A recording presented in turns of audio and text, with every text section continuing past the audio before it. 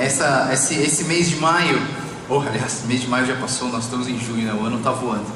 Mas mês de maio a gente trabalhou muito a questão da família e acompanhando todo o mover da nossa igreja. Mês de junho a gente costuma trabalhar a parte de missões. E a gente tem um grupo de missões aqui do nosso departamento, e a gente tem conversado bastante sobre missões e refletido sobre missões. E esse mês a gente vai falar de um tema bem simples, né? Que é missão, né? E eu queria assim, talvez você já esteja meio cansado de ouvir sobre missões, talvez você tenha um paradigma sobre missões, talvez você tenha um formato, quando fala em missões, você já pensa em algumas coisas, como viagens missionárias, como ir para a África, como ir para a China, como ir para Amazonas, ir para o Piauí. Você já tem um paradigma, uma coisa formada na sua cabeça, mas eu queria que a gente pudesse refletir um pouco mais sobre missões e talvez remodelar, repensar a ideia de missões como uma coisa mais comum. Eu queria que a gente pudesse refletir nisso durante esse mês. Convidei um outro pregador para pregar no dia 19 aqui na nossa igreja, e ele vai trazer uma questão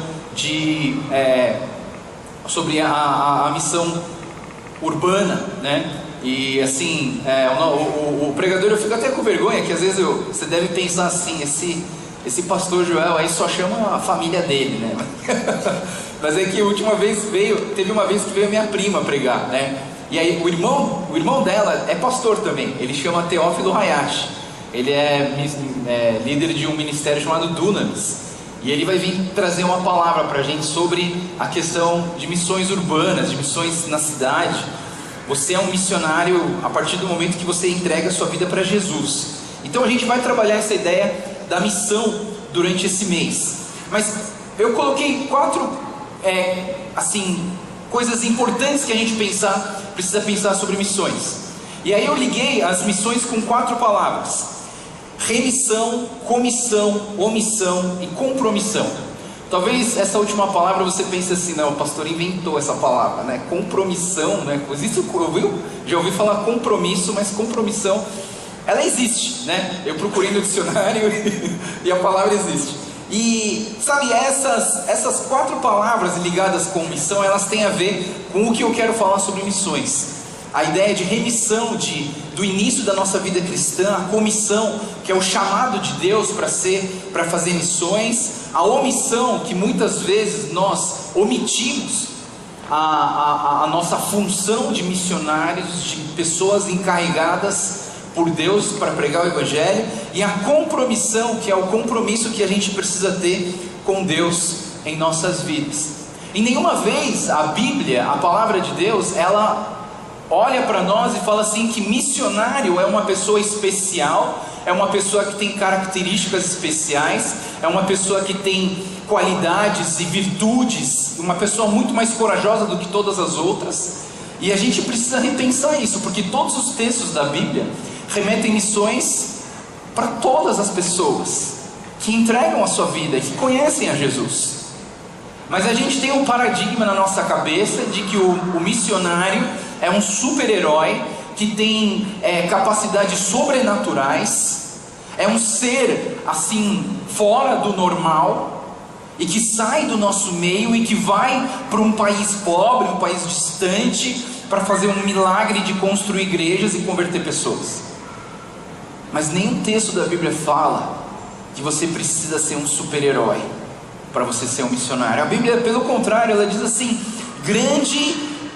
a colheita é grande, mas os trabalhadores são poucos. Portanto, peçam ao Senhor da colheita que mande trabalhadores para a sua colheita.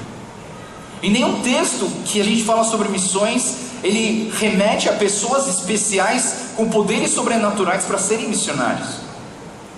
Nós precisamos talvez reavaliar essa questão. Quando eu era pequeno, vou mostrar uma foto de quando eu era pequeno, né? Aqui sou eu quando eu era pequeno, né? E eu gostava muito de ser ovelhinha. No Natal sempre tinha o presépio, né? Na minha igreja a gente sempre montava o presépio e cantava as musiquinhas. E eu sempre era a ovelhinha, eu nunca fui o pastor. Eu queria muito ser o pastor, mas ninguém, a minha tia nunca deixou, né? Minha tia, que é a professora da escola dominical, ela nunca me deixou ser o pastor. Eu queria muito, mas eu nunca fui. Mas ovelhinha eu fui várias vezes. Mas quando eu era pequeno, e na minha igreja, quando a gente fazia o culto das crianças, a gente cantava uma musiquinha que me fazia ter vontade de ser missionário. Essa musiquinha diz assim: posso ser um missionáriozinho, se falar de Cristo ao companheirinho. Posso trabalhar em minha terra, manda-me pois, Senhor. Alguém já escutou essa musiquinha? Não? Tá bom, é que eu sou meio velho. Mas essa musiquinha, ela me fazia pensar na questão de ser missionário, de que o missionário não é um cara que precisa ir para as tribos, que precisa ir para a África, que precisa virar um pobre maluco que vai ficar correndo atrás das pessoas. Mas missionário é qualquer pessoa que fala de Cristo para as pessoas, o que transparece Deus na sua vida para as pessoas ao redor de você. Eu posso ser um missionário, sim. Posso trabalhar na minha terra, fazer o que eu sei fazer de melhor, sim. Manda-me, pois, Senhor, para ser um missionário. Sabe, eu queria que a gente pudesse pensar nisso, porque quando eu era pequeno, eu cantava essa música e ficava pensando na vida do meu avô. O meu avô, o Hayashi, o grande Hayashão da nossa família, né? O patriarca da nossa família, ele foi algumas características vocês vão achar interessante, mas ele era um dentista lá no Japão, e ele um dia conheceu a Deus através de um missionário americano, e ele e a esposa dele, que era enfermeira, eles se converteram, entregaram a vida deles para Jesus, e Deus falou para ele, o nome dele era Hiroyuki, né? Ô Hiroyuki, eu quero que você vá para o Brasil pregar o evangelho para as pessoas no Amazonas. Aí ele falou assim: será que é verdade? E ele ouviu mais uma vez, e mais uma vez, e mais uma vez, várias vezes, que ele precisava vir. Ele chegou no Brasil no 5º navio de imigração japonesa. Ele veio para cá, demorou mais de um mês para ele estar chegando aqui no Brasil, e ele foi para o Amazonas e ficou lá, porque Deus tinha falado para ele fazer isso. E eu ficava sempre ouvindo essa história, porque são 8 irmãos, os irmãos do meu pai, e a gente sempre ouvia as mesmas histórias. E eu ficava pensando: puxa, que legal! Um dia eu quero ser igual ao meu avô. Não só o meu avô, mas se você estuda missões, você vai ver que existiram vários missionários, como William Carey, Hudson Taylor, David Livingstone, a Madre Teresa de Calcutá, Adoniran Judson, vários missionários que pregaram o Evangelho, que deram a sua vida, que morreram pelo Evangelho. E eu ficava pensando: puxa vida, eu quero ser um desses. Aí eu fui para o Amazonas e como um dentista eu morei entre os índios, fiquei 9 anos lá e fiz várias coisas, vi milagres acontecerem, vi uma igreja crescer, vi 3 igrejas se formarem, vi um barco hospitalar chegar, um ministério de missões médicas começar, vi várias coisas, e eu pensei: missionário. Voltei aqui para São Paulo em 2009, cheguei aqui, eu fui tomar um café da manhã com o pastor Moisés.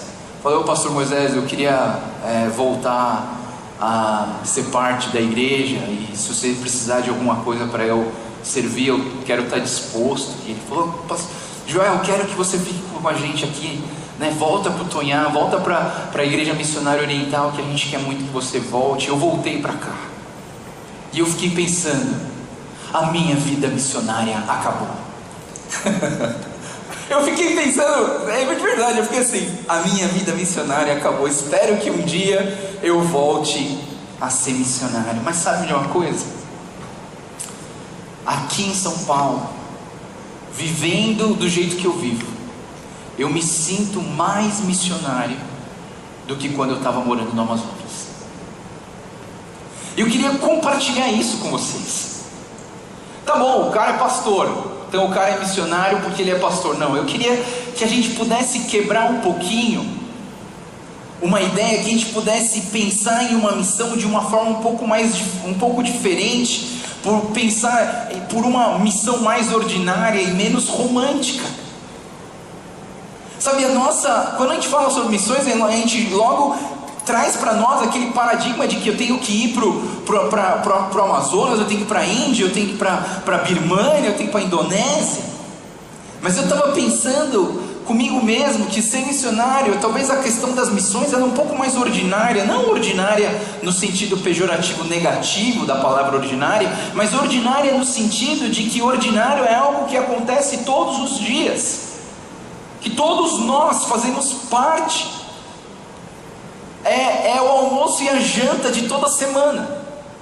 Talvez a gente precise repensar a ideia de missões e trazer as missões para um campo mais prático e real nas nossas vidas. Talvez as missões, assim como eu tenho falado com alguns irmãos aqui, que a gente está formando o Ministério de Missões do I4, talvez nós precisamos começar a trabalhar em missões de dentro para fora e não de fora para dentro. Não é fazendo viagens missionárias que você vai viver missões na sua vida. Muitos de vocês já fizeram viagens missionárias. Quantas delas formaram a sua característica missionária? Quantas viagens que você foi falam para você, não, eu sou missionário hoje? Quase nenhuma. Por quê? Porque o missionário não é algo que vem de fora para dentro, não é algo que eu faço para ser missionário. Eu sou missionário e por isso eu faço missões. E talvez as missões tenham que começar aqui dentro do nosso culto, aqui dentro das nossas, junto com nossos irmãos, aqui dentro desse culto. Sabe, fazer missões talvez seja entregar um boletim para as pessoas que estão entrando. Ser missionário talvez seja arrumar o café da manhã ali fora para as pessoas comerem com prazer. Ser missionário talvez seja você sentar do lado de uma pessoa que você sente que ela está triste e falar para ela assim, posso orar pela sua vida? Isso é a gente repensar missões e pensar em algo mais próximo da gente, não em algo tão distante. Para falar sobre missões, a gente precisa trabalhar um pouco do vocabulário. Duas palavras que a gente vai usar e que eu queria que a gente pudesse entender bem são essas duas palavras. Qual é a diferença entre missionário e campo missionário? Primeiro, missionário, o que é missionário? Missionário é uma pessoa que vive para testemunhar o Deus que a salvou. Simples. O que é um missionário? Missionário é uma pessoa que vive para testemunhar o Deus que a salvou. Ou seja, se eu experimentei Deus na minha vida, eu quero testemunhar e falar desse Deus para as pessoas. E o que é o campo missionário? O campo missionário, então, são as pessoas que ainda não foram alcançadas pela graça de Deus. Então, missionário é toda pessoa que vive para testemunhar o Deus que a salvou. E campo missionário são as pessoas. Campo missionário não é o país, campo missionário não é a cidade, campo missionário são pessoas. Pessoas que ainda não foram alcançadas por Deus.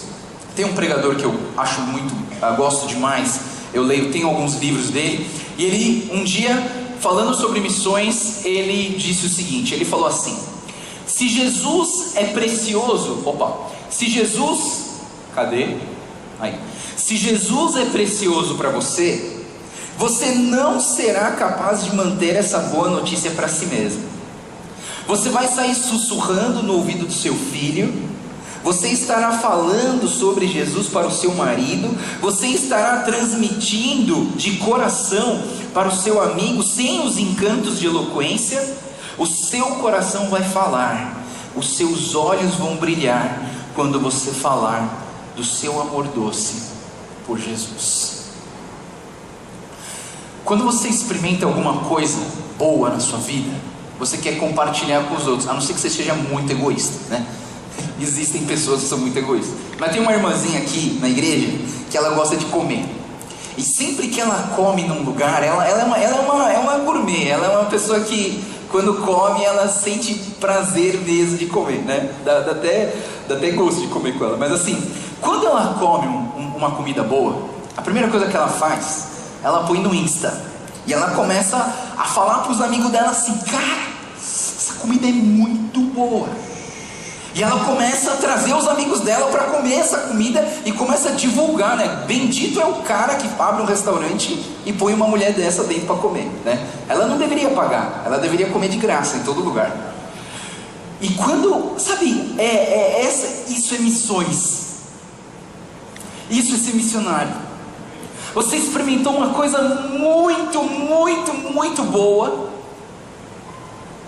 que está fazendo o seu coração explodir de alegria, e você quer compartilhar isso com as pessoas. Acabou missões, não preciso falar mais nada. Se você entende missões, é isso.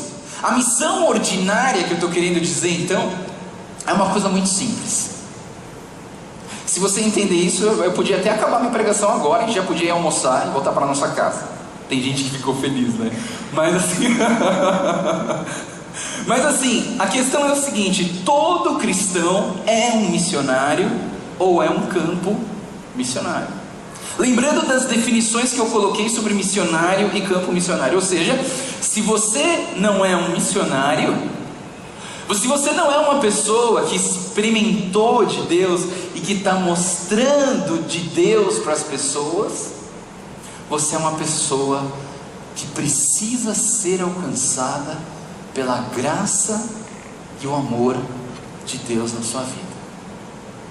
Todo cristão é um missionário. Ou seja, a missão ordinária faz com que a gente olhe para um cristão e entenda que esse cristão, ele é um missionário, mas eu poderia eliminar uma dessas palavras.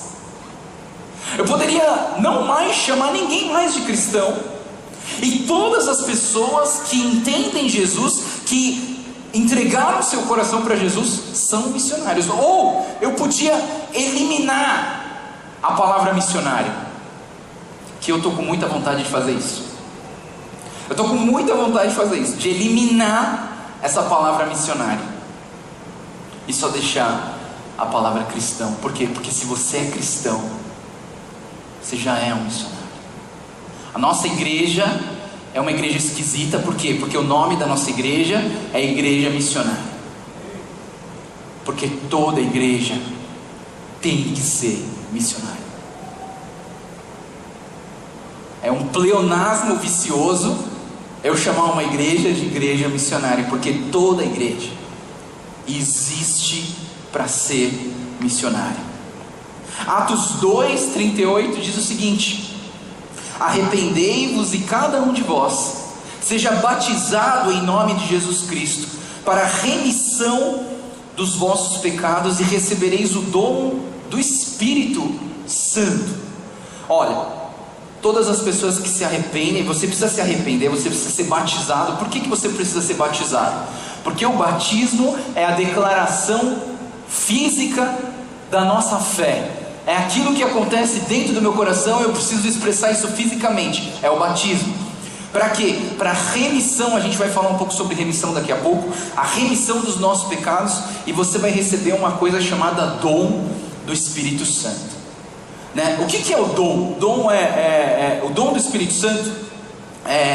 Quando você traduz dom para o inglês, eu acho muito legal que, como fala dom em inglês? Gift, né? E o gift, na verdade, é usado também quando você vai para uma festa de aniversário e você leva o presente, os gifts. Você dá o presente para as pessoas. E o dom é um presente dado por Deus para abençoar o nosso próximo. Existem duas palavras que são muito parecidas e que são muito pouco entendidas na Bíblia: dom e talento. Por que você tem dom, e o que é dom e o que é talento? Eu acredito que talento é algo que possa se desenvolver na sua vida. Talento é algo que nasce em você, né? Por exemplo, existem pessoas que nascem com o dom de serem bons empresários. Tipo, ninguém precisa ensinar muito, o camarada já sai fazendo sucesso e dando certo. Algumas pessoas têm o dom, por exemplo, do futebol. Vai lá e pega uma bola e começa a jogar. O dom dos instrumentos, chega e toca. Dom da voz, vai lá e canta. Desculpa, talento. O talento é isso que nasce na pessoa, que pode se desenvolver. O dom é algo diferente. Para mim, quando eu leio a palavra de Deus, eu entendo que o dom não é um macarrão japonês que você come no restaurante, não, tá? O dom, para mim, é algo que Deus te dá para que você possa abençoar o teu próximo. Eu vou dar um exemplo básico para vocês. Talvez você não concorde com isso, mas eu vou te dar um exemplo básico. Eu, com 15 anos, na minha igreja, eu tinha uma vergonha tremenda de falar na frente das pessoas. Eu tinha uma vergonha muito grande de falar na frente das pessoas. Eu era uma pessoa muito tímida. Não sei o que aconteceu comigo. Aliás, eu sei que foi o Espírito Santo que desceu em mim. E aí eu entreguei minha vida para Jesus e soltei a franga, né? Foi mais ou menos isso que aconteceu. Não sei o que aconteceu. E aí de repente eu começava a falar para as pessoas, e as pessoas começaram a ouvir a voz de Deus. Aí um belo dia, alguém falou assim: Joel, vai lá e traz uma palavra. Eu falei: que isso? Que palavra? Eu? E aí eu fui lá e trouxe uma palavra, e algumas pessoas falaram: Joel, eu fui muito abençoado com a palavra que você falou. Eu falei: que isso? Eu percebi que Deus começou a dar para mim esse dom de falar, de pregar a palavra de Deus.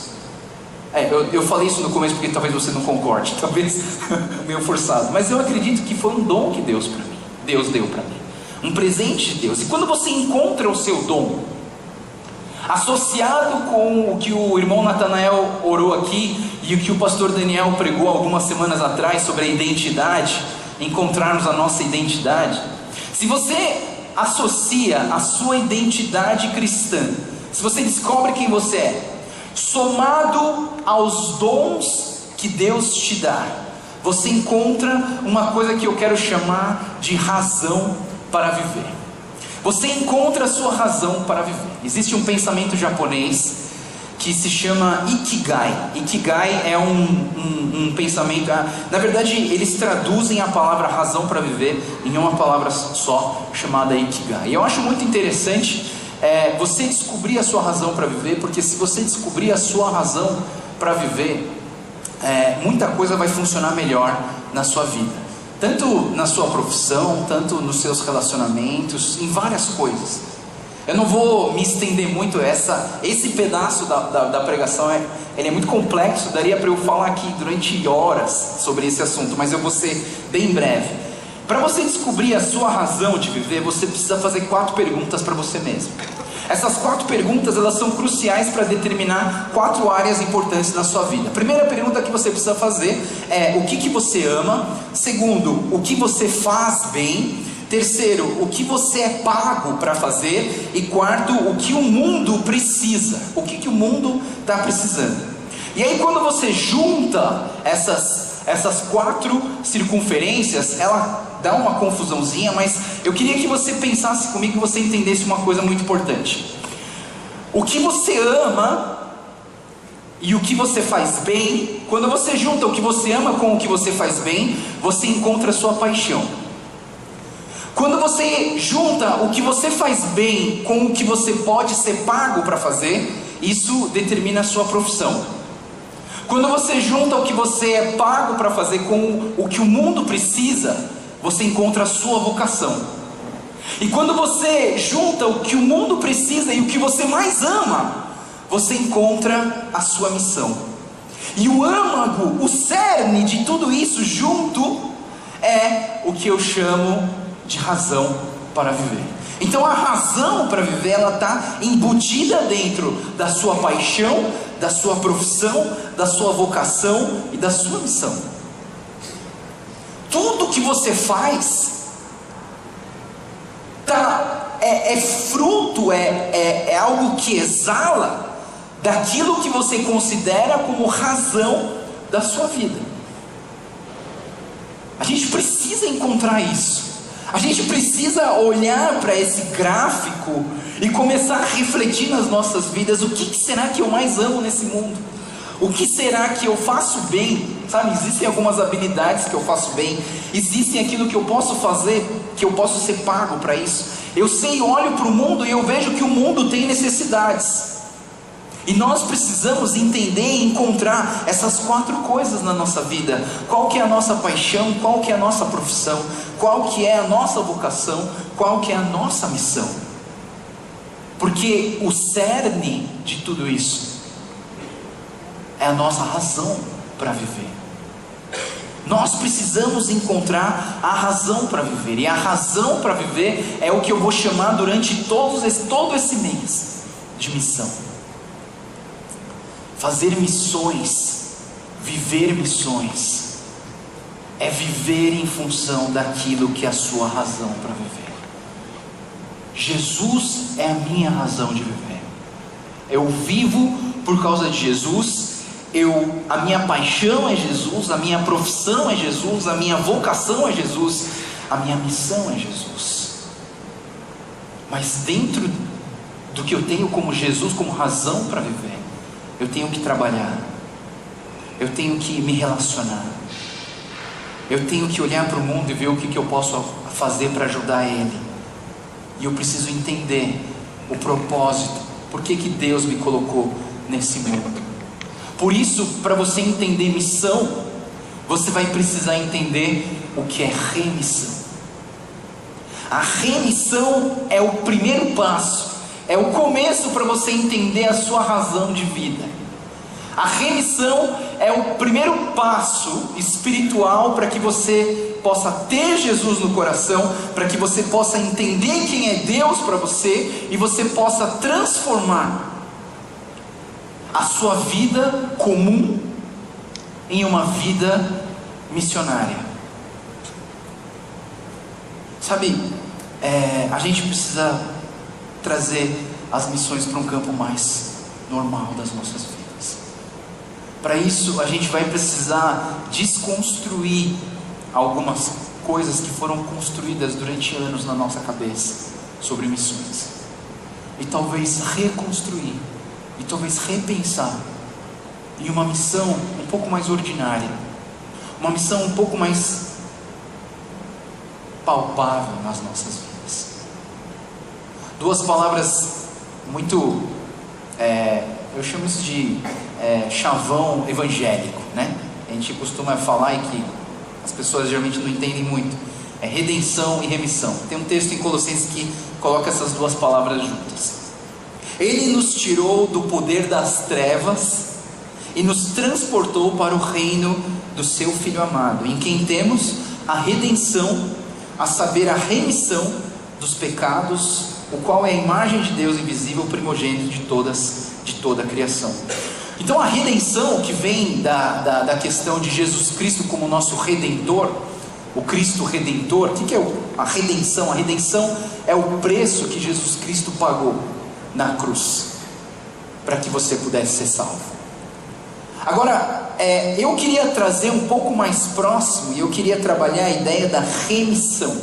A remissão, então, ela não é a questão não é o preço que foi pago, mas a remissão dentro do complexo salvação, dessa ideia de salvação, da ideia de soteriologia, da salvação em Cristo Jesus.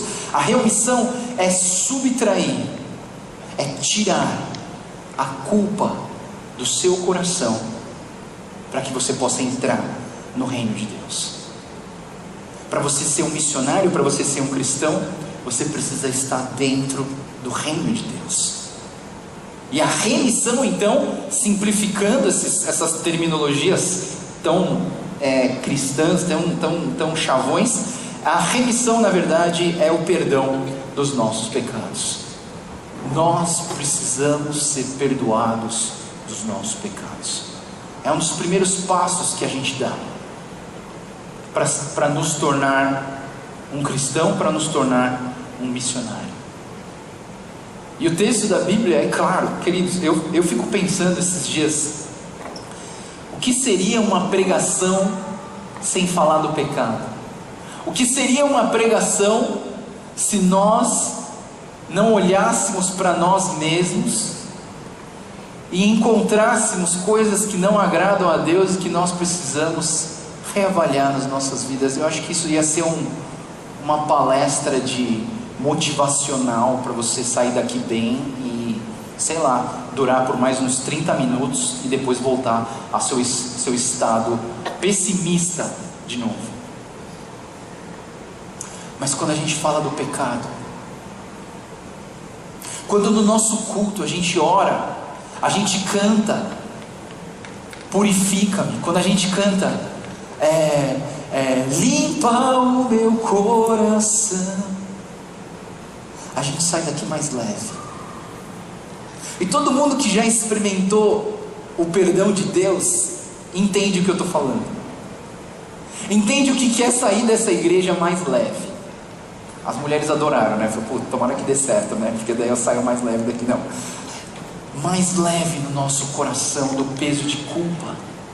E a remissão é exatamente isso, é nós subtrairmos e tirarmos essa culpa que existe no nosso coração. Mas para tirar a culpa do nosso coração, alguém teve que sofrer demais. Por isso que o texto em Hebreus, ele diz o seguinte, ele fala: sem derramamento de sangue não há remissão. Jesus Cristo teve que morrer numa cruz por mim e por você, para que nós pudéssemos entender a remissão, para que nós pudéssemos entender que Ele levou a nossa vergonha, levou a nossa culpa por o pecado e tudo aquilo que você fez de errado na sua vida. Jesus Cristo já pagou, e Jesus Cristo quer tirar do seu coração. Jesus quer que você tenha uma vida mais leve. Jesus quer que você experimente algo maravilhoso na sua vida. E talvez o maravilhoso seja algo bem simples. Talvez para você maravilhoso seja ir para uma ilha paradisíaca maravilhosa e passar suas férias lá. Talvez maravilhoso seja, sei lá, coisas extraordinárias na sua vida, mas coisas pequenas na nossa vida têm muito valor. E uma delas é o perdão dos nossos pecados. É como se você estivesse carregando uma mala gigantesca, e uma hora você largasse essa mala e você falasse: cheguei. Nós precisamos entender a remissão, o perdão de Deus pelas nossas vidas. Atos 10, 43 diz que todo aquele que nele crê receberá a remissão dos seus pecados pelo seu nome. Jesus Cristo quer que você se livre das culpas do pecado que você carrega nas suas costas. Querido, ninguém pediu para você carregar isso. A sua vida está pesada, você está carregando um monte de coisa. E Jesus Cristo, Ele olha para nós e Ele fala assim: vinde a mim, todos vocês que estão cansados e sobrecarregados, e eu vos aliviarei. Essa é a promessa de Deus. Deus não quer colocar mais carga nas suas costas. Deus não quer colocar, quem coloca é o pastor, né? Faz isso, faz aquilo. Mas Deus quer tirar o peso das suas costas. Deus quer tirar principalmente o peso da culpa. Queridos, você não é culpado por nada se você entende que Jesus Cristo pagou todo o preço da culpa por nós. E é o primeiro passo para você entender missões. É o primeiro passo para você quebrar o paradigma de que missionário é um ser especial, um ser sobrenatural, um super-herói, seres sobrenaturais, para você entender que todo cristão é um missionário, ou ele é um campo missionário, ou ele foi alcançado por Deus e está brilhando a luz de Jesus, ou ele precisa entender a graça e o amor de Deus. E tudo o que você faz, faz parte da obra missionária que Deus tem através de você. Termino com um versículo que diz em 1 Coríntios 15, 58, que diz o seguinte: portanto, meus amados irmãos, mantenham-se firmes, e que nada os abale. Sejam sempre dedicados à obra do Senhor, pois vocês sabem que no Senhor o trabalho de vocês não é inútil. Quando Paulo fala sobre esse trabalho que não será inútil, ele fala sobre a obra missionária, de você simplesmente viver Cristo na sua vida. Porque se você viver Cristo na sua vida, você já é um missionário. Que Deus abençoe, guarde a sua vida e te ensine como missionário você é no momento em que você entrega a sua vida para Jesus. Vamos orar. Senhor Deus, obrigado porque o Senhor morreu numa cruz por nós. Obrigado porque o Senhor derramou do teu sangue para que pudéssemos entender a remissão dos nossos pecados, o perdão dos nossos pecados. Deus, eu oro por cada pessoa aqui nesse templo hoje. Eu oro para que o Senhor venha mexer no nosso coração. Eu oro para que o Senhor venha derramar da tua graça, do teu amor sobre essas vidas. Que o Senhor possa abrir os nossos olhos espirituais para enxergar o Senhor perto de nós, para enxergar que o Senhor é um Deus que nos ama, um Deus que se importa com as nossas necessidades, as nossas aflições. O Senhor é um Deus que não quer que nós carreguemos esse peso de culpa nas nossas costas e nem um fardo a mais, porque a tua palavra nos diz que o Senhor levou as nossas culpas, o Senhor levou a nossa vergonha, levou os nossos fardos. Nos ensina a ter um viver mais leve, Deus. Nos ensina a ter um coração mais leve. Nos ensina, Deus, a viver de uma forma que te agrada, em todas as áreas da nossa vida, Pai. Ensina-nos a encontrar a nossa razão para viver. Toca no nosso coração, Senhor. Nós precisamos tanto de Ti. Nós precisamos tanto de Ti. Em nossas vidas, em nossos relacionamentos, em nosso trabalho, no nosso casamento, no convívio com os nossos pais e com os nossos filhos. Precisamos tanto de Ti, Deus. Nos ajuda, Pai, a simplesmente ser cristãos e viver Cristo em nós. Nos ajuda, Pai, é isso que eu te peço e oro em nome do Senhor Jesus. Amém.